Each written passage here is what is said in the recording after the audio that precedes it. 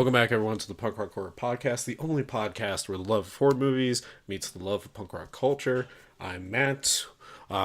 Today, we have another Band Showcase episode for you all. And if you're new to our Band Showcase episodes, this is where we bring on underground and up-and-coming punk and metal and hardcore bands to give them that spotlight that they truly deserve and that they are ready for the extra push and the extra spotlight. And the reason I emphasize that a lot right there is because we have the Dead Pollies on today. This was our first international band that has come on the podcast, and it was actually really exciting to talk to them, to talk about the scene out in Sweden. It's so polarizing how different it is, and me and Cody, we had a blast talking to these guys. I mean, it was honestly kind of like the meeting of two worlds in a sense, where if you're here from Denver, you know what the punk scene is like down here. It's getting bigger. It's getting more support. It's all around our parts of town. And then hearing about Sweden, it was just cool. I'm not doing any justice talking about it. So how about we just jump into it right now? Hello, everyone, and welcome back to the Punk Rock Horror Podcast, Band Showcase episode number 8. I'm Matt. I'm Cody. And today we're joined by the amazing and badass Dead Pollies. Welcome, guys. Thank you. Thank you. So we have Nizza, did I get it right? Yeah, you got it all. And Mats. Yes.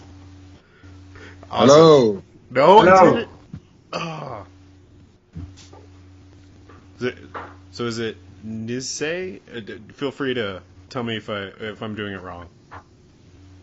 Well, you're doing it right, but it sounds a little bit American. Yeah, it's that. I don't say it's good or bad. It just sounds American. It sounds like fried chicken over on our end, huh? Something like a bit Trumpsky or something. Well, again, welcome. Thank you for coming on. This is exciting for us for a lot of reasons. For one of the biggest ones is that we've been kind of jamming you guys' music for a while now, and I've been banging our heads to it, and it's surreal because we've become quick fans of your music, and it's just a surreal experience. So thank you again, guys. Mm-hmm. Thank you so much. Thank you. So let's jump Thank right you into it. Oh, go ahead. Sorry. Thank you for listening to us. So we're going to jump right into it. Dead Pollies. Who are the Dead Pollies, and how did the name come to be? Well, Dead Pollies was my baby. It's Nizza here. To start with, I actually wanted to start a band with people I didn't know, because it's like a freaking sex party, the punk rock show. Everybody plays with everybody, and you hate everybody, and you love everybody. And whatever I did, it was infected. So I just started to call out to people that I have never met or anything. So this was around 2011. But the problem was that the first lineup of Dead Pollies was a bit more just quite boring rock. Not bad music. Very laid back. Very late, yeah. I don't dislike the music, but I don't have any passion in it, So after a while, I actually had to kick the bass player because he was idiots, fool, joke, fuck. Actually, Juba started in the band, and that's when it became serious somehow, because we found each other quite quickly, started to write songs together, and So that was the second iteration of Dead Pollies, when we became punk rock. Yeah. And Juba, maybe you can tell us something more about that when you started. Yeah, well, it was really soft at the beginning, but I started throwing in songs, and they were a bit harder, and the other guys weren't into that. The guitar player we had at the moment, he quit because he thought it went too hard. And then the drummer quit as well because it became too fast. Yeah. Too fast. He couldn't play that fast. Wow. So So you had like a lot of back and forth with whether it's butting heads with personalities or people just saying, "Oh, you guys are too fast or you're too hard." I mean, what is it like to be told that you're playing too hard? I mean, it's kind of hard to not laugh at that criticism, right? It's hard not to laugh at that, but I don't think they were. I mean, they didn't understand it. I think it was mainly that they didn't understand what we wanted to do. Yeah. But I think as we got Misha, who was the former drummer of the second iteration, we actually started to shape things up. And we went for this awesome US tour with Down by Law. We had a lot of fun and we lost a lot of money. we had a lot of fun and we lost even more money. Yeah. Losing money by the minute. Yeah. Exactly. But the people were awesome and we had a great time. So. Cool. Yeah. I mean, I'm glad you guys were able to have a great time, even though losing money. I mean, I feel like that's part of having a great time.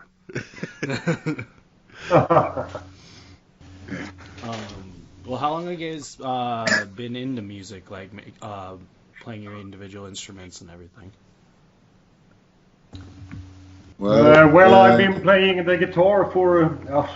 I started when I was like 11 or something. And now I grew up with the Ramones.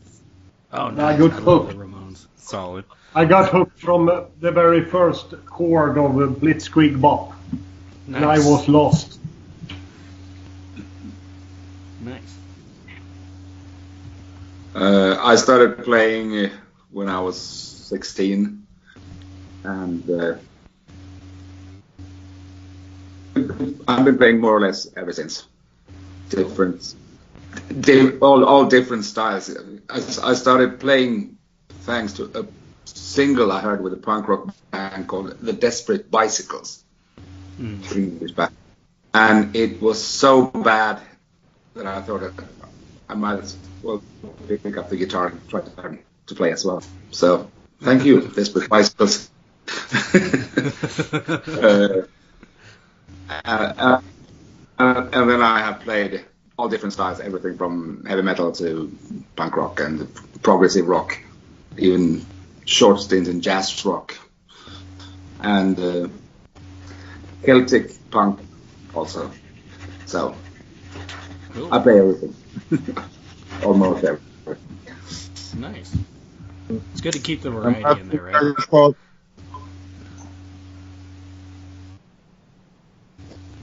Again? Hello. Well, Nizza here. I started around when I was 15, 16 as well.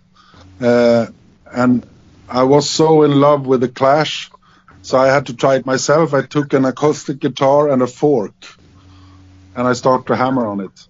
It sounded wonderful. And that's how you do it, yeah. Yeah, and that's how I've done it since. No, but actually, I tried to find something else, but actually, I think the fork works fine. No, I've been playing mainly punk rock. I think I've been into punk rock all the time, not so much metal and stuff, but I've been into Celt punk for a while. That's the scene where I started to know Juba a little bit, because he played in one Celt punk gang and I played in another. So I didn't know him, I just knew about him. Yeah, we played the same gig once. Cool. In 2011 or 12 or something like. How can you even remember?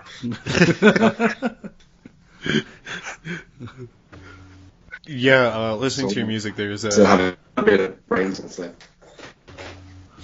there's definitely that a very apparent oi Celtic vibe through it. We definitely picked up on hardcore, and it maybe that's why it struck such a good chord with us, because we're big fans of that type of punk ourselves, and I think that's why the Dead Pollies just resonated with us so well. Mm-hmm. So, with that in mind, though, I mean, it's what was kind of like surreal for us is that the punk scene out here in Denver, we talked about on the podcast. We talked about how the support it's like, but we've never heard from another part of the world what the punk scene is like, and what is it like out where you come from, and all the shows you've been to. I mean, is it such a different polarizing experience than coming to the U.S., or how would you describe it? For me, it's completely different. The punk rock scene in Sweden is completely, if it's not dead, it's in respirator or something, because it doesn't happen much here. I mean, you have this pay-to-play stages, and you have to promise to bring like 50 people to the crowd. It's like, fuck you, it's not my work, it's your work. I'm here to... and you know, it's been like that for a while in Sweden now. Once upon a time, a long time ago, when I was young, like 1,000 years ago, there were actually scenes here. We had this awesome house called Ultrahuset. It was an old building, looked like crap, and we just made gigs there. And we had a few places like that, and everybody came there. Everybody was drinking beer, having fun. All different styles of punk rock. Okay, the police were fucking up sometimes. Otherwise, it was actually somewhere to grow. And we said before about starting to play with a fork or listening to a really bad band. I actually think, to be serious for just a short second, that is the big strength of punk rock. It's okay to play one chord, and it's okay to play it so it sounds like crap. You're having fun anyway. Mm-hmm. You love it anyway. I mean, we had the best band during the US tour was in Ohio, and they couldn't even play any instruments. It sounded like shit, and I had goosebumps all over my body. It was so fucking good. But that's true. It was really good. But if you were looking to the musical skills, not so much. Yeah. But that was they had the passion. Passion really. and attitude. Yeah, attitude and passion. So for me, we don't have that in Sweden. You can go to Germany, and it's so much better. The scene in Germany is something completely different. The same for the scene in Poland. People want to go to shows. People want to have fun. People want to dance. They don't just stand in corners complaining about expensive beer or too loud music. Yeah. So welcome to Sweden. It's okay. We get those kind of people at gigs out here too, where they just stand next to the concession stand complaining the entire time instead of going out watching the band, having fun, dancing, moshing. It's ridiculous. we can be we can have some stiffs out here ourselves. I mean, I don't know if it's to the same level as how it is out there in Sweden, but we definitely get those looks out here as well. But that always seems the common theme that always binds us together, right? Is not how articulate you can be with your playing, but the energy that you're bringing to it and the message you're bringing to it. Yeah. Juba, Mats, did you want to touch on that at all? Yeah, I think the music scene has changed a lot since I grew up back in the 80s. It's a tough scene up there. It is, especially for punk rock music. And it's a little bit more easy if you sing in Swedish. The punk scene is kind of different, but it's not good anyway. So it's changed a lot since the 80s, I think. So would you say it's gotten more non-existent or more hidden? No, it's even not non-existence or hidden. Actually, if you have a punk band that is very famous or known, they can play in medium-sized venues, and bring a lot of people. But this is people that could go and watch a fucking, I don't know, whatever band, but not punk band. I know it's not a punk scene anymore. It's just a pop concert. You know what I mean? Yeah. So when we get, when we get people over here, bands over here that has some kind of a name. Stiff Little Fingers were playing at a venue here in Stockholm, and it was a lot of people there, but it was not much dancing. Mostly the people were standing some kind of, in a soft pop concert, watching, applauding a bit. I know, stiff as hell. It's not the same, not at all. And the small stages and new upcoming bands, they have no audience at all.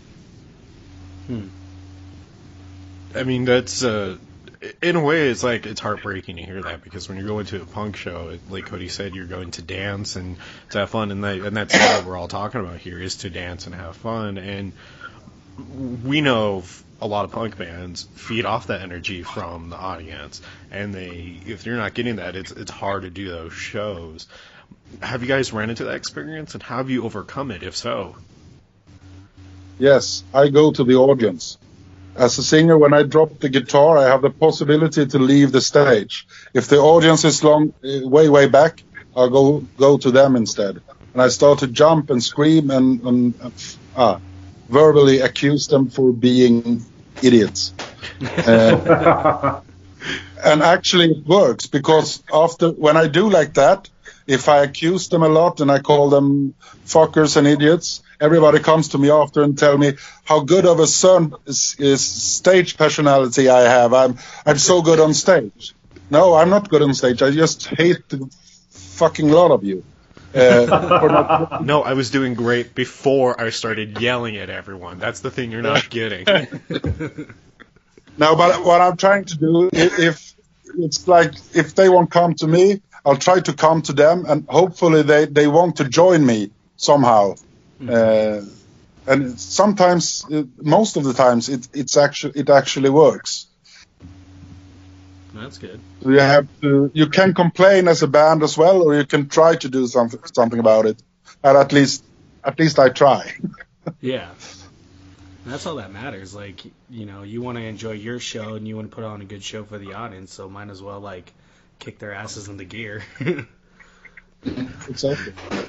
I mean, it's when you talk about that, it makes me think of that scene from Woodstock way back in the 90s, when Green Day was still becoming bigger and bigger, and they started flinging mud right back at the audience. I mean, it makes me think of that, because of you just want the crowd to have a good time, and just to stand up there and stare at everyone staring back at you and not actually having fun is, I mean, we can both understand how frustrated you get. I mean, we would probably break down and start throwing shoes at them. Yeah. But sometimes you want to do so much bad things. Actually, we have talked about that a lot off the stage. Sometimes you have a concert, there's only 10 people. And maybe they're not dancing, but if you can feel and see that they love what you're doing, you can sense in the room that it's some kind of vibration. They actually want to be there, and they want to hear another song. Then it's better with 10 people loving your music than 250 people standing like fucking soldiers just waiting for, I don't know, for me to drop a bomb on them. But, I mean, at that point, you might as well just pull out some G.G. Allen kind of stuff and start throwing feces. Yeah. I feel like I flip my drums.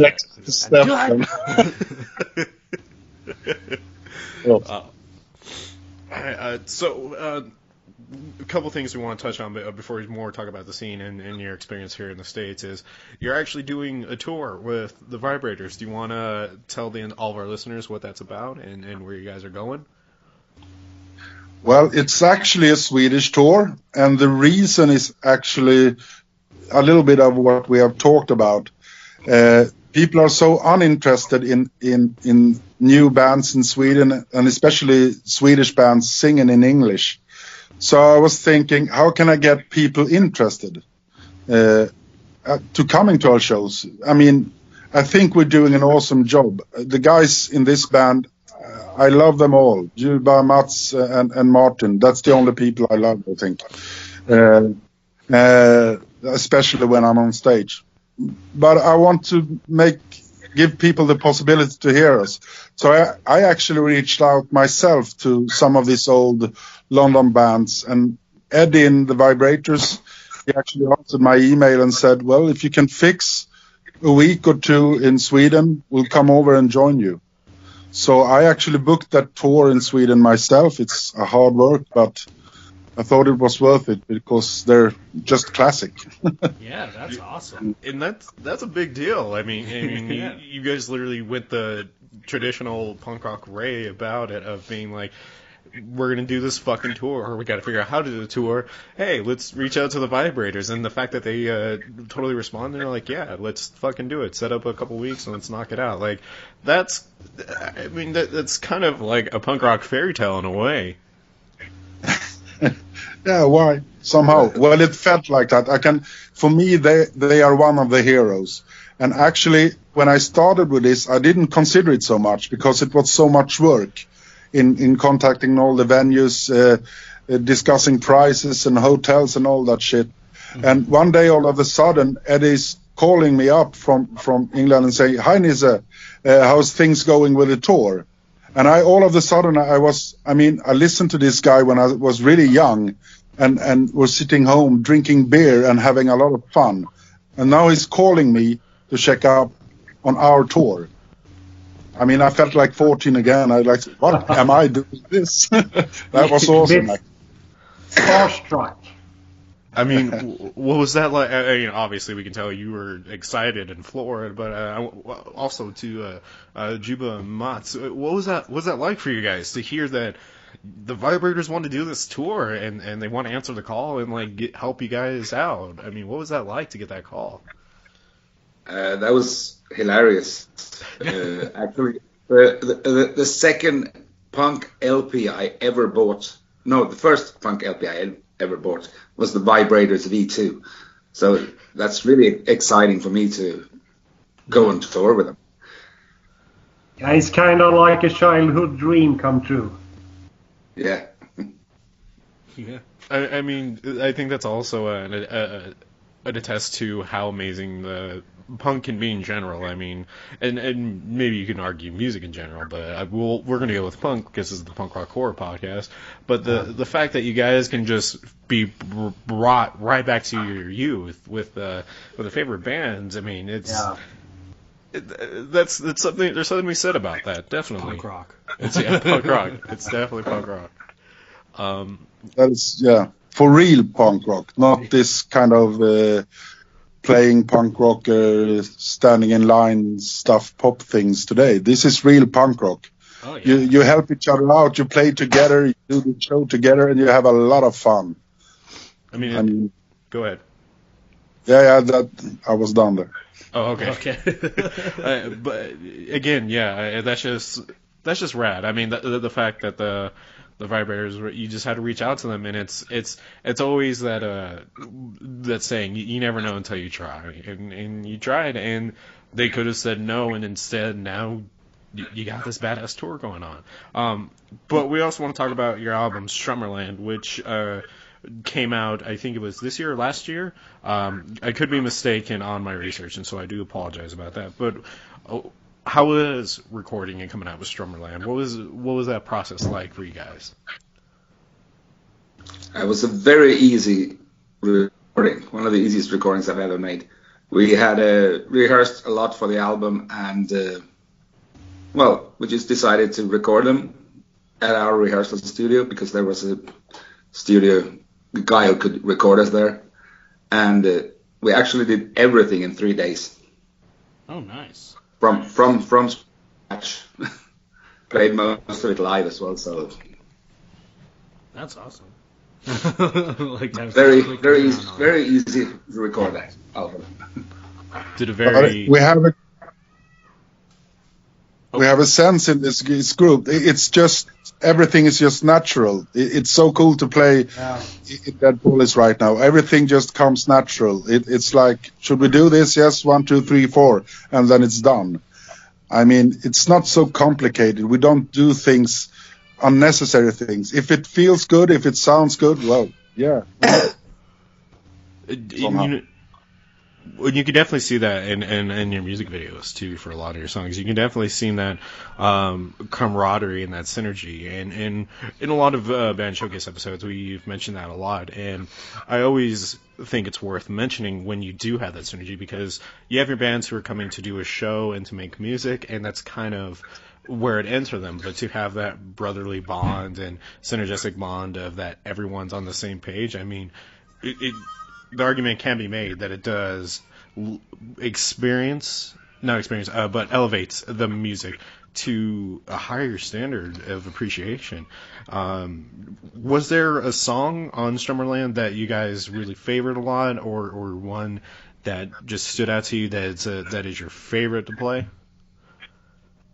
For me, it was Strummerland, actually. The thing is that we started to do, me and Juba have been written most of the songs on ourselves. Juba writes his song, I write my songs, and then we play them together.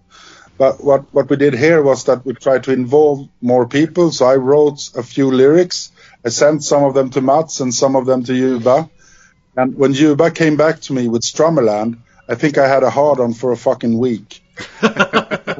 It is the best fucking song he ever wrote. It's not just a song. It's when you write a song, you have a lyric, and I have a sense. And when he gives it back to me, he have understood every word and every passage of it. He understood everything with his music, how he wrote it. And when we played it in the rehearsal studio, it was like, I mean, this is the next album. It's nothing else. It is Strummerland. So it's not just a song. It's the fact that it was written together, me and Juba. And it's when we played it the first time, you really got this sense of punk rock like it was in the beginning of the 80s for me, hopefully for the other guys as well. So it means a lot more than just the song itself. It has a lot of connections, both now and past somehow. So that is, the song it's more than a song for me. It's like it's what a lot of musicians call that they love their music is it comes to the point where it's like it's a child of yours. I mean, it's you can hear the passion in your voice as you're talking about it. I mean, if there's nothing else that could be added on to that, because you guys nailed it with how you describe that. Seriously. So we're near the end. So what I wanted to ask you guys, one more question, and then ask you to share some stories with us, is what you did say that you did come to the U.S., correct? Yeah. Yes. What was that been like for you guys here, besides losing money?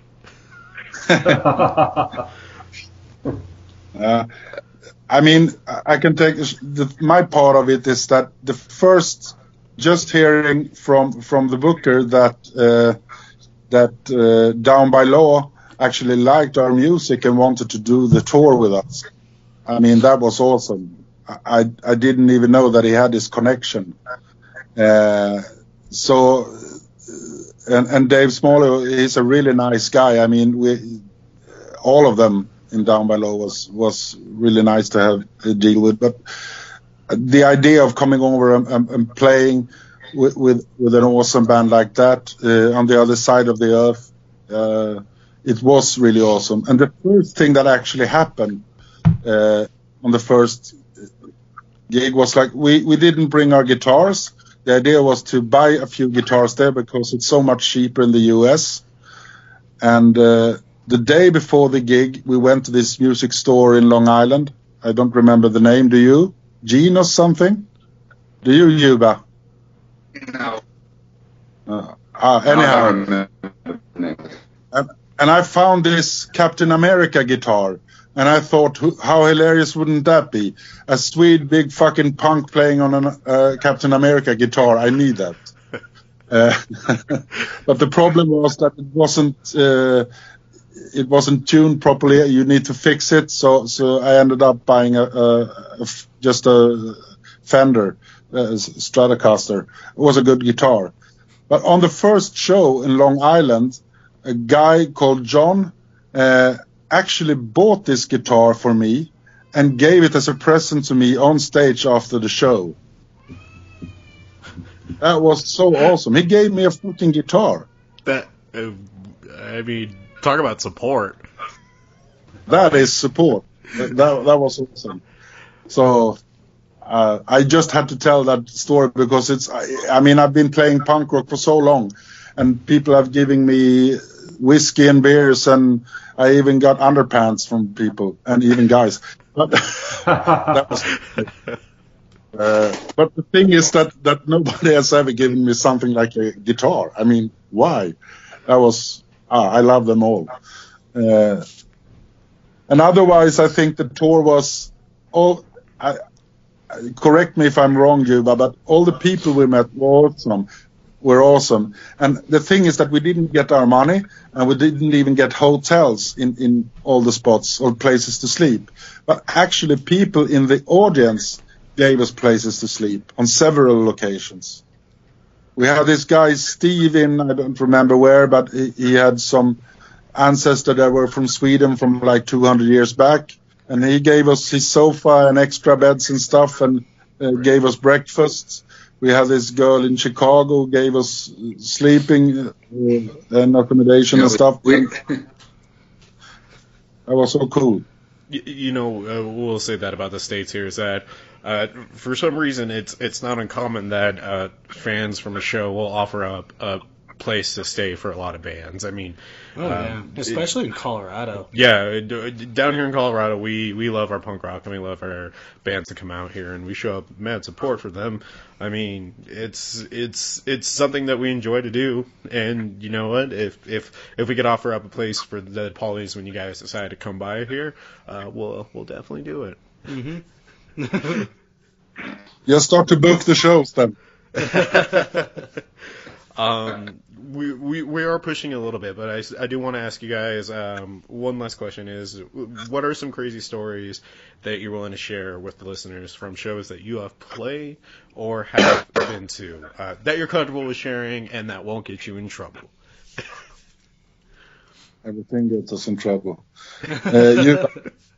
Juba, I was thinking of this show, if we want to talk Dead Pollies in the States. Do you remember where it was when everything started to burn? I was in Richmond. Yeah, you could tell the story for them. Yeah, we had played somewhere else. I don't remember exactly now.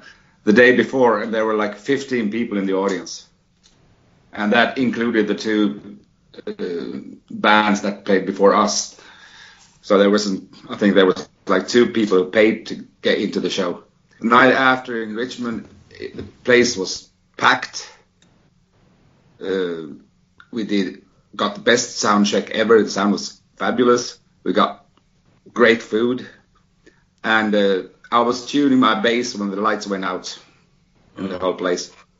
And I was like, okay, let's change the fuse. And then the owner came and said, sorry guys, the whole fuse box has melted.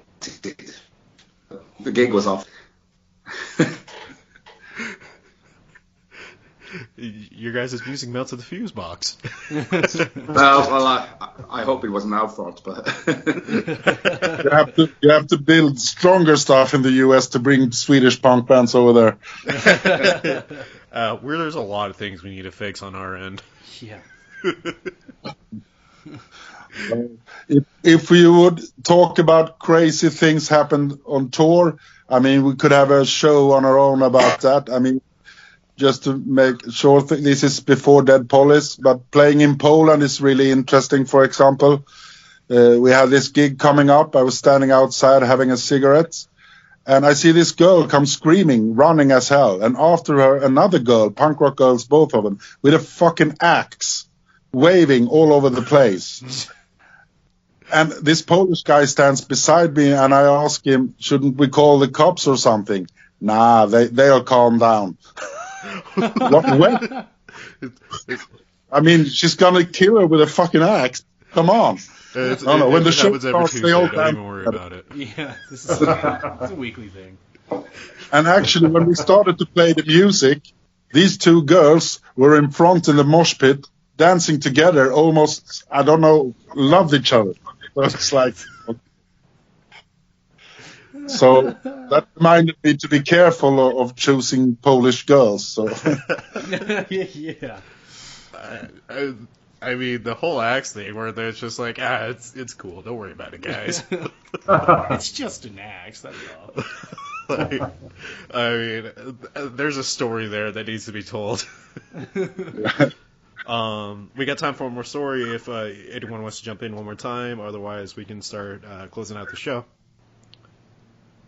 Well, I have so much to tell, so actually it's not an idea. We'll have to do another show for that. Okay. Sounds good. So then... I can tell the story. Okay. Go for it. I was on tour with another band. We were supporting the Misfits, and there was also a Japanese punk band called the Hat Trickers. We played in somewhere in Norway, and the singer in the Hat Trickers, he decided to stage dive. So he jumped into the audience, and they caught him, passed him backwards, but there was nobody back at the back. There were like just 3 rows of people. So he hit the concrete floor, broke his collarbone. Oh my god! Went with a little bit of help. He went back to the stage, finished the show except for the last chorus or something. Then he just went off stage and fainted, and was taken to hospital straight away. And he finished the tour. It was like 5 more gigs on the tour. He finished that without taking any medicine. Wow. Dang. That's punk rock. Yeah. And dedication. Oh yeah. No joke. That's unlike someone like Pitbull who would be like, I have a cough, I can't do a tour right now. God. With that being said, where can everyone check out the Dead Pollies, and where should we send everyone to support you guys? One more time? No, I was thinking about tours now. We were asking, where can our listeners like and follow you guys on your social media accounts, and where should they check out your music?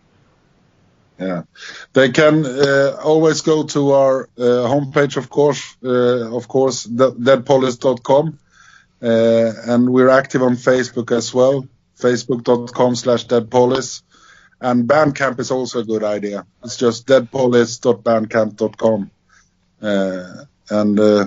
Download some music. You can listen to us on Spotify and all these other parts. iTunes and... Yeah. I just want to say a small thing that we forgot about the album. Okay. The thing about this album, I just need to say thank you to the guys in Italy who helped us out. We recorded this album to be a self-released thingy. Because we didn't have a label. But we actually got help from this awesome label in Italy called Too Loud Records, who will release it in the US and in Japan through Wormhole Death. So I think I really don't know how much the work they're doing over there, but hopefully something. They've been tremendous help and really nice guys, really nice to deal with. And Italy is much warmer, so I hope we can make the next album down there. So shout out to Too Loud Records out in Italy for helping out Dead Pollies. Thank you guys if you're listening. With that being said, thank you again to you 3 for coming on and for hanging out with us, talking about punk rock and just kicking the shit with us. We appreciate it. Mm-hmm. Thank you so much. Thank you. Thank you to everybody over on the other side of the water. You heard it there, ghouls and gals. Make sure you check out the Dead Pollies now. All right. We'll talk to you guys soon. Yep. Yeah.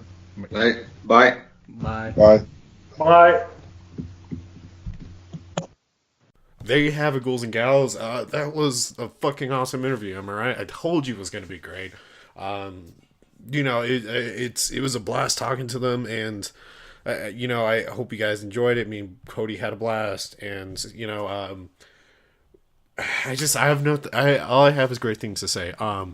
Like we said, we have a few songs to play for you guys, and that's right, we actually have 3. We have Smallest Man Alive, Losing Money by the Minute, and Strummerland. We're going to play all 3 for you now, basically. I don't know why I'm doing such a long intro to it. Let's just fucking jump into the music. All right.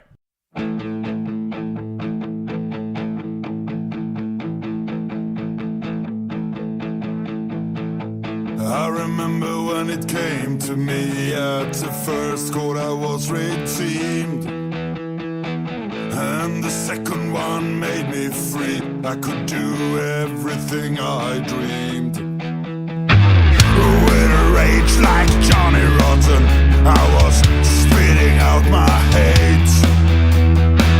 I forgot, but it's not forgotten. It is never too late. I got hooked up in Strummerland and started my own punk rock band. I don't know if you'd understand. I'm living in Strummerland. Oh yeah. Oh, oh yeah. I'm living in Strummerland. Oh yeah.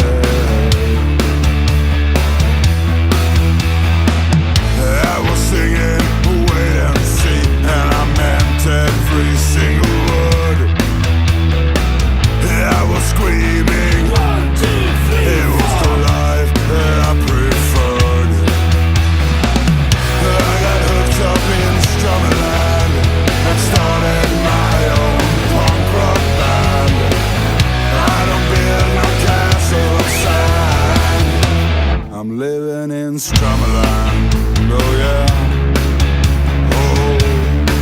Oh yeah, I'm living in Strummerland. Oh yeah. A rainy day, an afternoon, I rode, I'm a fool. It was my first punk rock tour. I felt happy and I felt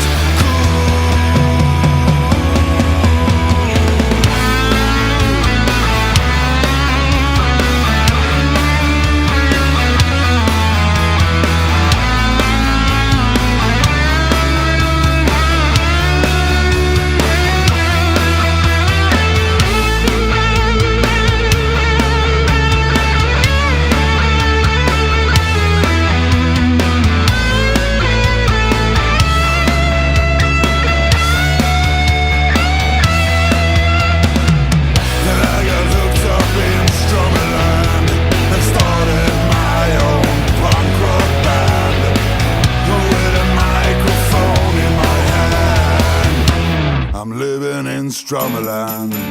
Oh yeah. Oh, oh yeah, I'm living in Strummerland. Oh, I'm living in Strummerland. Oh yeah. Oh yeah. Give it for the Six Pistols, for the Clash and for the Boys. Give it for the Damned, for the Resilience, for No Use for a Name, for the Ramones. Give it for Dead Kennedys, for Mansing, for Surge, for the Bends and all the other bands that I've ever played in. Give it for your bands and my band, and give it for Manius, for Rick F.